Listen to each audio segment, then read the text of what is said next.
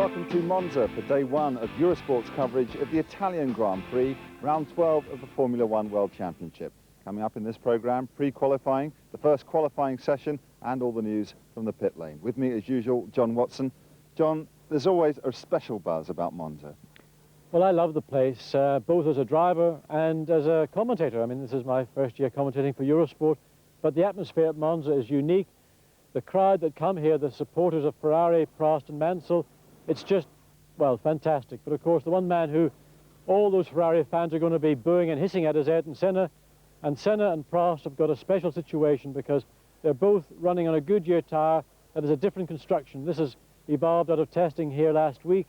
So I think that's just going to really heighten the battle between these two guys, the contenders for the 1990 World Championship.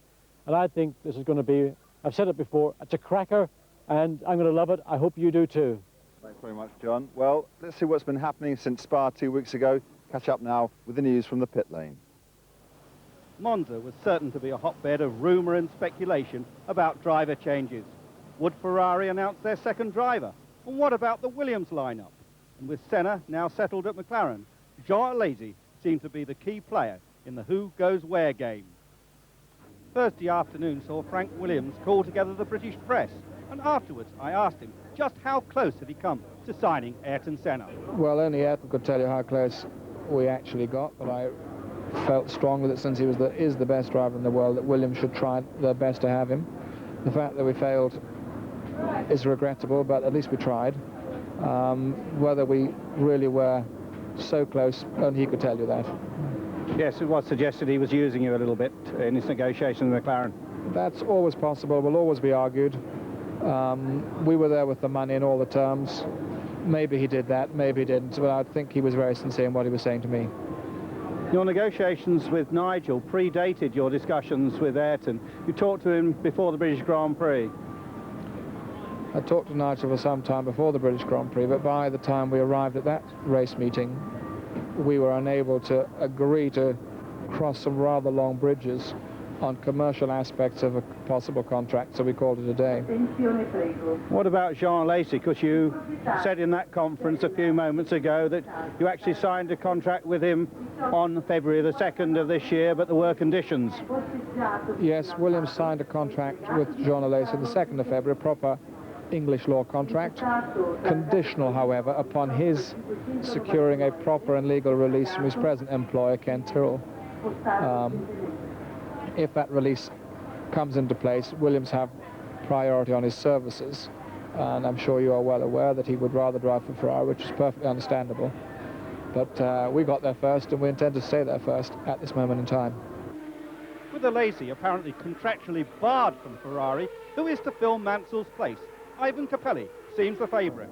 Actually, when I saw this morning the newspaper, I was really excited, and I appreciate what the journalists are saying, but unfortunately, still a rumor, and it's not really true. I mean, that I'm with Ferrari for next year. I'm still waiting their decision. We know that they have a very complicated situation at the moment. Leighton House's team is very kind, and they are waiting at the same time. So actually, I think that all the Formula One paddock is expecting what Ferrari is doing. But you've had discussions with Fiorio, have you? Yes, the only message that I had from Ferrari and from Mr. Fiorio is to wait to sign contract from anybody else, and if there are other teams that are putting pressure on me, to say to them which is the date, the final date of the agreement before signing, so they can actually reply to me or try to give me another opportunity to wait. Speculation too that Alex Caffey might be the Ferrari surprise signing, pushed by Alan Prost no less. I asked him if he had talked to the team. No, I never spoke with Ferrari, and but about Alan Prost I'm very, very happy, because when a big driver, I think the bigger drivers in Formula One at the moment, the driver that win much more Grand Prix in the world, say this about me is very, very great for me, because it's like win a Grand Prix, because, you know, when an important man like this say that I'm a fast driver, he won me in a big team, with him is very, very great. It's most important things that could become for a young driver. Another outsider is Formula 3000 pilot and Ferrari test driver Gianni Morbidelli. Was he in the running? No, it's very difficult. I have a contract with Ferrari for other 2 years. I have a contact with two teams in Formula 1 to race next year, but I don't think there is a possibility for me to race with Ferrari. What about Minardi? Yeah, Minardi is possible. He's a good team. He have a Ferrari engine, so there is a possibility for me. So, our best bet at the moment is Capelli for Ferrari, Williams to retain Patrese and Boutsen, and Alesi contractually locked into Tyrrell. Meanwhile, Footwork Arrows are still hunting for drivers. Was team manager Jackie Oliver making much progress? No, there are two things you need to get top drivers. You need a lot of money, you need success. We haven't got the success, we've got the promise of success, and I think the drivers would rather choose the teams that have got current success, because that is proven and there's less risk. So we do find ourselves in that situation. But the silly season's not over yet. Rumours that their Yamaha engine deal has fallen through and instead will use Lamborghini engines in 1991. Definitely not so, however, said a spokesman. Meanwhile, a new Italian sponsor has been added to the livery this weekend. Finally, news too from Nigel Mansell, who also called the British press together to tell them that yes, he is definitely retiring from Formula 1, but he might just race sports cars in the future. Out on the track in practice Friday morning, Nigel was definitely playing for the cameras, while teammate Alan Prost was trying to extract himself from a sand trap. But a few moments later, his Ferrari's engine let go in the biggest possible way, and the end result was this brief flash fire.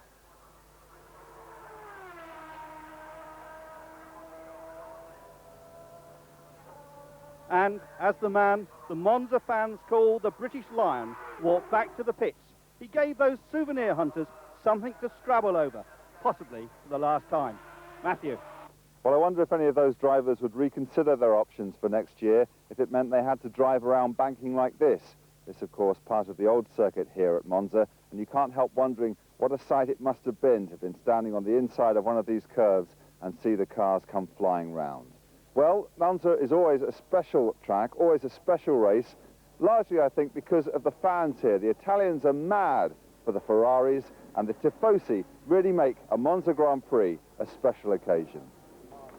For most Italians, Monza ranks second only to the Vatican as a centre for religious worship.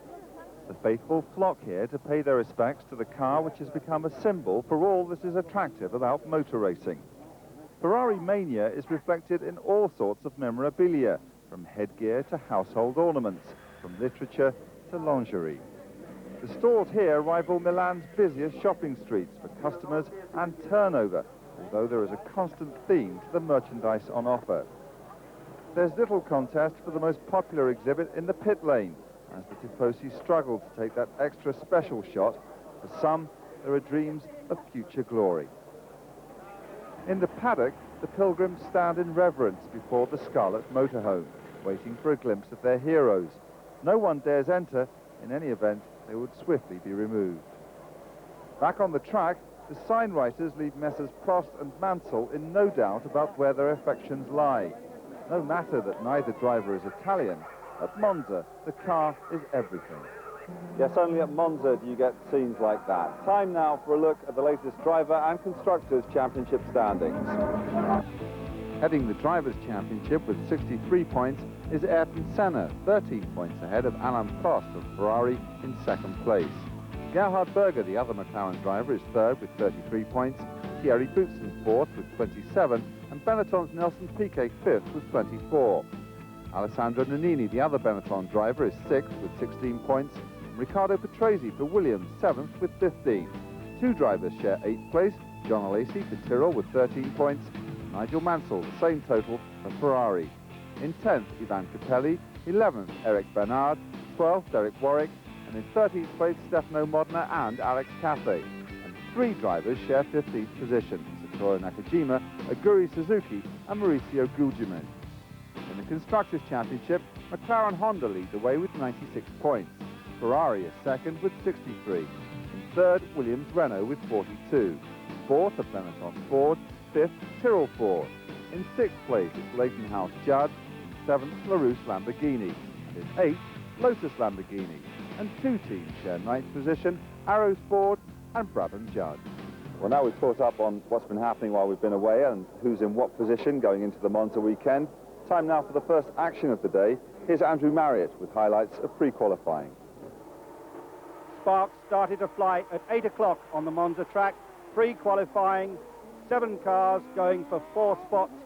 And the quickest throughout the 1-hour session, Oliver Gruillard in the Fond Metal Osella. But second fastest, this man, Bertrand Gachot, really looking good in the Coloni. The Life only made 2 laps yet again. And the 2 AGSs, they both went through. Tarquini a little quicker than Yannick Dalmas. Let's look at those full times then. Oliver Gruillard fastest at 1:26.947. Much quicker than Bertrand Gachot, second on 1:27.594. Then Tarquini, 27.773, and Dalmas, 28.132. 3 non-qualifiers, Roberto Moreno again, sadly, Claudio Langis and Bruno Giacomelli. But we hear that the Life team have taken delivery of a Judd engine to replace the practice. Coming up, the first official qualifying session for the Italian Grand Prix, right after the break.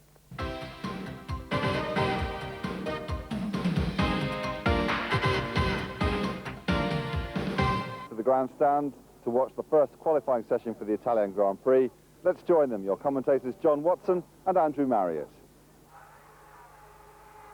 Yes, Matthew, 30 minutes remaining of this first qualifying session. There, the magnificent Monza circuit. Currently Berger fastest, Mansell second, Senna third. John, what do you think? Well, we've had 30 minutes, but the next 30 minutes I'm sure are going to be more exciting, because really Monza is about excitement. And up until the last minute of those 60 minutes of qualifying, anything can happen. Oh yes, you can just see the old banking there, and you can see Ayrton Senna moving his timing screen around. And at the moment he is only third fastest. Ron Dennis checks. He's had 1 run already. But at the moment, it's Gerhard Berger, his teammate, who is on the pole. So plenty of activity in the McLaren pits. There's the spare car. Gerhard Berger has that this weekend. And Berger certainly looking impressive so far. But out on the circuit now, it's Thierry Boutsen. Boutsen in the Renault-powered Williams. Will he be driving for them next season? That is the big question. And it looks as if Boutsen's got a bit of understeer there as he bumps through the chicane. Yes, all these new chicanes, they've got much more razor-like edge to them. There's got a ripple effect, and it's very hard on the car. But Boutsen now really out to prove, and principally to Frank Williams, that he is the man that he should keep for 1991. Boutsen really complaining a lot about the fact that there's no communication between himself and certain members of the team. I think the team have felt maybe Thierry's attitude and approach to motor racing is rather laid back. I think that's just the nature of the man myself. But over the last number of weeks, they've seen a slightly sharper and more aggressive character coming out of Boutsen. And of course, right here at Monza, aggression and character are very much a part of getting a good position. Yes, I wonder if that's caused by him becoming a father recently. Well, he's just about to cross the finish line. You look at the timing screen, what's it going to be? Boutsen goes fourth. Boutsen moves up to fourth. 1:24.043 for Thierry Boutsen. Just slowing down now through that first chicane. Quite a few incidents there in the morning session. And once you get in that gravel, you're in it for good. Well, Alan Prost out now. Sparks flying from underneath the Ferrari. And John, what about Prost's chances? Well, so far we haven't seen so many sparks from Prost in lap times as we would have expected. It's been Nigel Mansell really has been the more dominant of these two Ferrari drivers. And Alan Prost really, it's a very crucial race indeed for him, because wherever he finishes here is going to affect the outcome of the championship. And Monza principally is a circuit that will suit horsepower. And of course the Ferrari engine isn't considered to be quite so powerful as his rival Senna's Honda engine is. But Senna, or Prost, getting wide coming out of that Ascari chicane. That's the final of the 3 chicanes, coming down now this long straight into the Parabolica. Got Stefano Modena ahead of him, but not close enough to be a problem. But Alan Prost really needs to get his car up to the front of the grid to have really any chance of challenging Senna on the race on Sunday. It's certainly looking like a quick one as the time ticks away across the start-finish line. 1 minute 23.497. Prost moves on to the front row of the grid. That is the second fastest time so far. Now remember, Alan Prost had a huge accident here just last week during testing. He had a throttle stick open in the Lesmo corner, so maybe Alan's not entirely comfortable with racing here at Monza this weekend. Sometimes after a large shunt, it takes a few days, a few laps just to get yourself and your confidence back up again. Well, here's Jean Alesi actually on his third qualifying run. Currently the positions: Berger and Prost, Senna, Mansell, Boutsen, Alesi currently lying 6th. Then Patrese and Piquet and Nannini and Warwick. They're the fastest 10 so far. I wonder if Alesi can improve. Running very low downforce on this particular run. And there he goes, John. Well, Alesi's just driving the wheels off his Tyrrell. Of course, these wheels have got Pirelli tyres on them, and that's part of the reason why Alesi is so quick. Remember, his Cosworth engine's got about 70 horsepower less than, let's say, the Honda engine has. But Alesi's absolutely a bullion. Oh, my... that almost could have been the end of Alesi's Italian Grand Prix 1990. If that car had snapped sideways any more, he'd have been into that barrier. Yes, very exciting driver to watch. And that super shot from the helicopter. You just see that Parabolica corner. And now Alesi coming back to the start-finish line, going very wide again. What's his time going to be? 1:24.2. He hasn't improved, but still a great performance by Alesi, still on the third row of the grid. Now here he is, Ayrton Senna. What's he going to do about this? Remember, he is not on the front row of the grid yet. This is his second run. Goes on the quick run now, and John, talk us through it. Well, let's see Senna through this first chicane. That's adjudged to me, well, immaculate. That's all I can say. That's the way everybody should go through the first chicane. It is clean, it is neat. Here we are in car going through the Curva Grande. This is a long flat out. He's just taken 6th gear, probably coming up to about 180 miles an hour now, braking down to 2nd gear, but it's very tight, left, right, and again trying to keep off the curves as much as possible.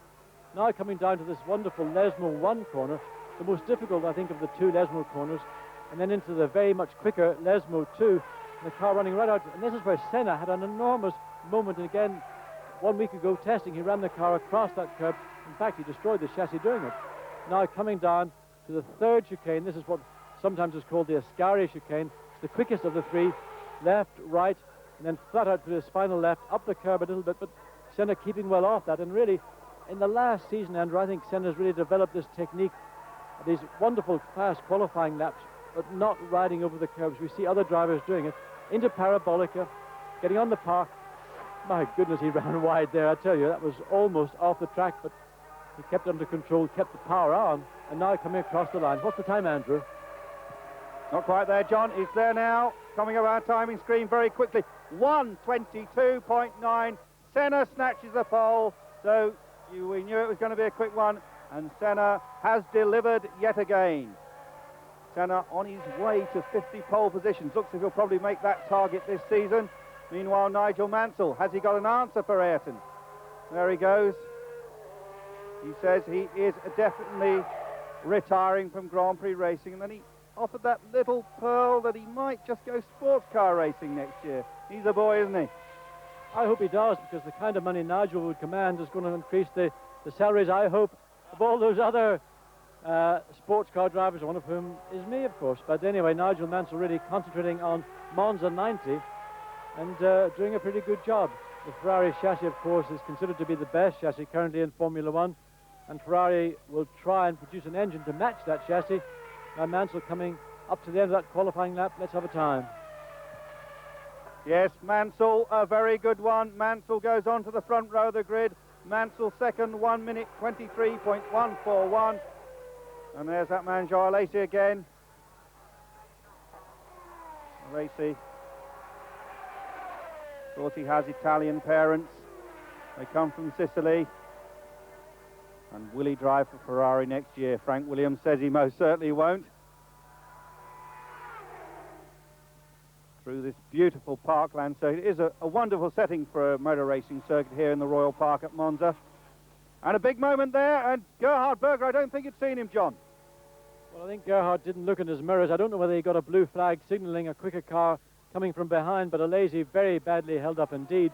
Gerhard just sort of appeared to be almost daydreaming. I don't like to say that, but I mean, he was going through the chicane, not aware. And let's look at it again. Alesi coming in on a quick lap, totally committed as Alesi is, left, across to the right, and then back to the left, but it's in the middle of this left-hand exit of the chicane. He comes across, dear old Gerhard. Gerhard out for a happy Friday afternoon drive, having completed a qualifying lap, completely destroys Alesi's final qualifying attempt. On those Pirelli tires, of course, he gets double the number of laps the Goodyear runners get, but Alesi, I'm sure, is absolutely furious at that. Yes. Now we've got Berger out on another run, and he is all over the curbs. In fact, Berger continuing that run where he messed up Alesi. And what can Berger do about this? Can he make it an all-McLaren Honda front row of the grid? This is his last chance. Just a couple of minutes of qualifying remaining. Well, I have to say, Gerhard seems to love the curves. I mean, he's making more use of the curves than anyone else we have seen so far this afternoon. Into the final chicane. And this is the most enjoyable from a driver's point of view because it's fast, it's got a nice natural flow. He runs a little bit wide, but no problem, the car under control. And now the rush down into the final corner before the start-finish line, this parabolic, or this magic corner, this very long, relatively slow entry, let's say 120 miles an hour, if you can call that slow, but a very, very fast and wide and open exit, exiting there about 170 miles an hour. And down that famous start-finish line, wonderful stand there and listen to the engines roar. But he's third, doesn't quite make it, just a tenth of a second shy of Nigel Mansell's time. So it does look as if the order at the end of Friday's qualifying is going to be Senna, Mansell, Berger and Prost, 2 McLarens and 2 Ferraris. Yes, and confirmation now, Ayrton Senna provisionally on the pole, 122.972, Mansell second fastest, 123.141, and it's Berger 23.239 and Prost 23.497. Then it's Thierry Boutsen 24.042 and a great performance from Alesi 24.159. Then Riccardo Patrese and Nelson Piquet, and completing the top 10, Alessandro Nannini and Derek Warwick going well in the Lotus Lamborghini. Then it's Bernard and Donnelly, 2 more Lamborghini-powered drivers, Gugelmin Martini, Nakajima, Capelli, Modena, Suzuki, Alio and Gruillard. That's the top 20. 21st is Cesaris, and it's Alboreto, Pirro, Capi, all those Italians together. Then Tarquini and Barilla. They're the last ones in. 27th and currently out of the race, David Brabham. Then Yannick Dalmas, Nicola Larini and Bertrand Gachot. After that great pre-qualifying performance, he's only 30th. So Friday's qualifying showing that Ayrton Senna is still the man to beat here at Monza, a race, John, he's never ever won. Well, that's very nearly all we have time for from an exciting first day of the Eurosport coverage of the Italian Grand Prix. With me, a rather quiet Riccardo Patrese. Riccardo, any comment on the first day here at Monza? No, he's obviously still studying his form. But maybe we get a word from Jean Alesi, the man in form at the moment. Jean? Yes, well, it must be my personality. I'm not doing too well. We've got another stuff shirt here. John Watson. John, it was a good first day, seriously speaking. Senna where you'd expect to find him, but Nigel Mansell, I think, with a chance of really going something here. Yeah, Nigel, obviously that ticking off he got last week when he came down to Ferrari after his performance in Belgium has not gone amiss. And Mansell was mighty on Friday afternoon, but of course tomorrow is the final day of qualifying, Saturday, and things can change. But as Jean Alesi, for me, really was the man. Senna was quickest, we expected that, but Alesi was just phenomenal. And with a car that's got something like 70 horsepower less than the people just ahead of him, well, for me it was remarkable. And really on that last qualifying lap when he ran wide coming out of the Ascari chicane, he had a very big moment indeed. If he hadn't had that, he would have been in the high 23s, and that would have been even more remarkable. So something to look forward to on Saturday, and really a great weekend in store. Well, thanks very much, John. I don't know if you could hear it, but as we started to speak, the rain started to fall here at Monza. That could really upset the apple cart on the second day of qualifying. Make sure you join us for our coverage here on Eurosport.